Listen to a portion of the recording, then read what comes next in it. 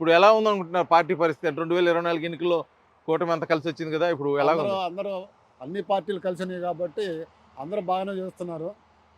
హ్మ్. ఇబ్బందులేమి లేకుండా ఎవరికి వాళ్ళు సొంతంగా చేసుకుంటా ఉన్నారు. ఒంగోలులో డెవలప్‌మెంటు బాగానే ఉంది.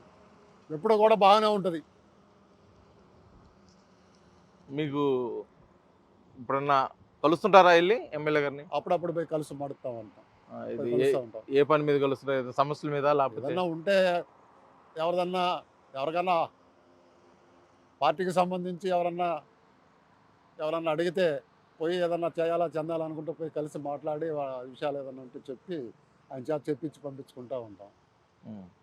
ఇప్పటికి మీరు జెండా పట్టుకొని ప్రచారానికి వెళ్ళటం గానీ ఇలా చేస్తుంటారా? లేపోతే సైలెంట్‌గా తెర వెనుక చక్రం తిప్పుతుంటారా?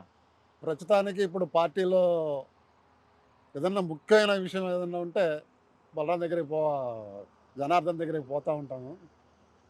అంతేగాని ఇప్పుడు జెండా పట్టుకొని తిరగటం, చేయటం వయసొచ్చేసింది. కొంతకాలం ఆపాను ప్రస్తుతానికి. ఏదన్నా పార్టీకి అవసరం అనుకుంటే ఆ రోజు ఉపయోగపడటానికి, చేయటానికి సిద్ధంగానే ఉన్నాం. 2024 ఎన్నికల్లోనో లేపోతే 19 ఎన్నికల్లోనో అంటే పార్టీ క్యాన్వాస్ జరుగుతుంది. అంటే ప్రచారం జరుగుతున్న భాగంలో గూడా బాగా కృష్ణ డాన్స్ ఏసాడు ఆ ప్రచారంలో అని జెప్పేసన్నారు. నిజమేనా? డాన్స్ ఏసారా?